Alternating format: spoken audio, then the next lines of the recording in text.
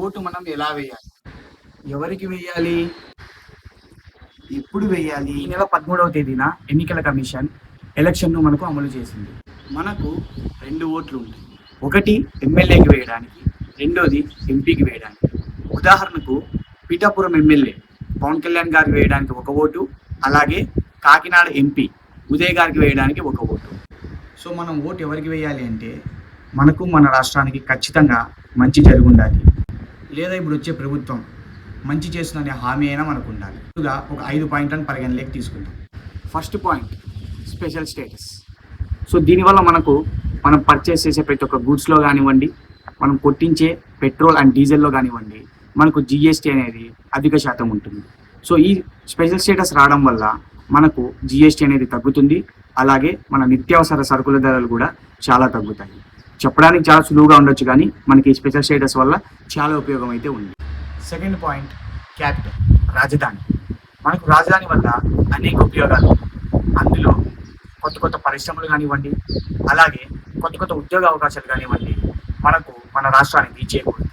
So ఇప్పుడున్న ప్రభుత్వం ఈ క్యాపిటల్ అనేది నిర్మించిందా లేదా అనేది ఒకటే మనం చూడాలి. Number 3 point job calendar. So మన రాష్ట్రానికి ఇప్పుడున్న ప్రభుత్వం ఎంత శాతం జాబ్ వదిలింది, ఎన్ని ఉద్యోగ అవకాశాలు మన యువతకి ఇచ్చింది.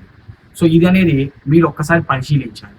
సో ఈ పాయింట్ అనేది మీరు ఒకసారి పరిశీలించి ఎంత శాతం మనకి ఇచ్చింది. సో మంచిగా మనకు ఇచ్చినట్లయితే ఖచ్చితంగా మనం ఈ ప్రభుత్వానికి ఓటు అనేది వేయాలి. సో జాబులు ఇవ్వడం వల్ల మన యొక్క నిరుద్యోగుల సంఖ్య చాలా శాతం వరకు తగ్గుతుంది. 10th మంచి మార్కులతోనూ, ఇంటర్ మంచి మార్కులతోనూ పాస్ అయ్యి ఏ పోలీస్ జాబులకో, లేదంటే ఏ ఒక్క ఐఏఎస్కో ఐపీఎస్కో ప్రిపేర్ అవుతుంటారు.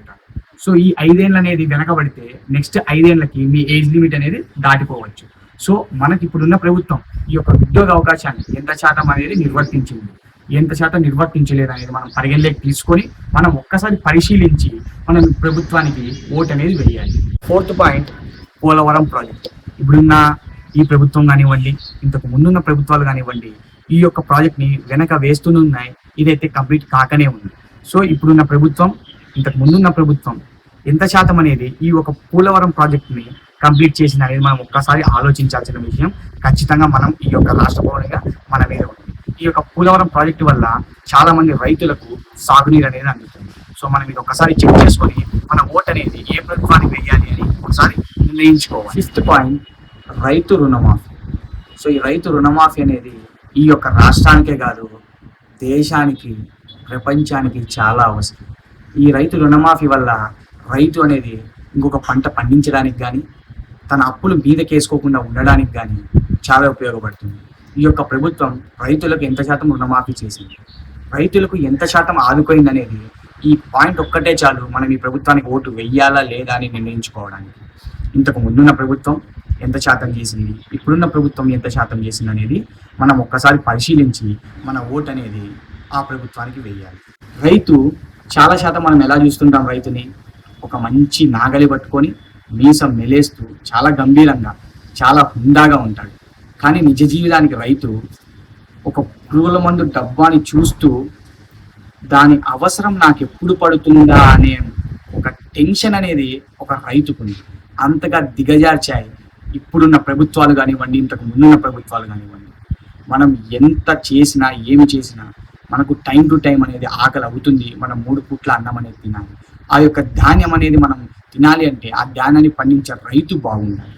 రైతు రాష్ట్రానికి వెన్నుముక్క అంటుంటారు, కానీ ఈ యొక్క ప్రభుత్వాలు ఎంత శాతం రైతుకి రుణమాఫీ చేసింది, ఎంత శాతం రైతులకు ఆదుకోయింది అనేది మనం ఒక్కసారి చూసి ఈ ప్రభుత్వం ఖచ్చితంగా రైతులకు మనకు ఆదుకోయింది, ఖచ్చితంగా ఇదే ప్రభుత్వానికి ఓటు అనేది వేయాలి.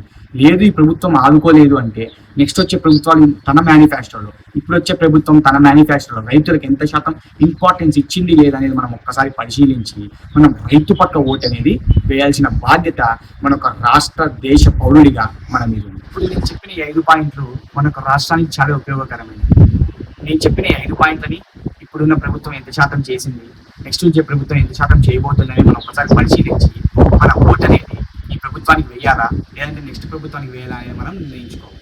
అలాగే మన యొక్క ఇంట్లో ఉద్యోగ అవకాశాలు కానివ్వండి, ఫీజు రియంబర్స్మెంట్ కానివ్వండి, స్కూల్స్ విషయంలో కానివ్వండి, అలాగే పెన్షన్ కానివ్వండి, ఆరోగ్యశ్రీ కానివ్వండి, ఈ యొక్క 5 పాయింట్లని మన యొక్క కుటుంబంలో ఎంత శాతం ఈ ప్రభుత్వం అనేది తన యొక్క ప్రతిభను కనబరిచింది అనేది ఖచ్చితంగా మనం చూడాల్సిన విషయం. ఈ యొక్క 5 పాయింట్ అని మన యొక్క కుటుంబంలో ఎంత శాతం ఈ ప్రభుత్వం ఇచ్చింది, ఇవ్వలేదు. మన ఓటు అనేది ఆ ప్రభుత్వానికి వేయాలి, లేదా నెక్స్ట్ వచ్చే ప్రభుత్వానికి వేయాలి.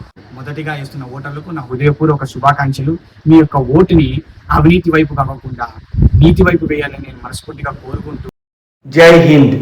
మీ ఊరిలో మీ ఓటుని ఏ పార్టీకి వేద్దాం అనుకుంటున్నారో కింద కామెంట్ సెక్షన్లో తెలపండి.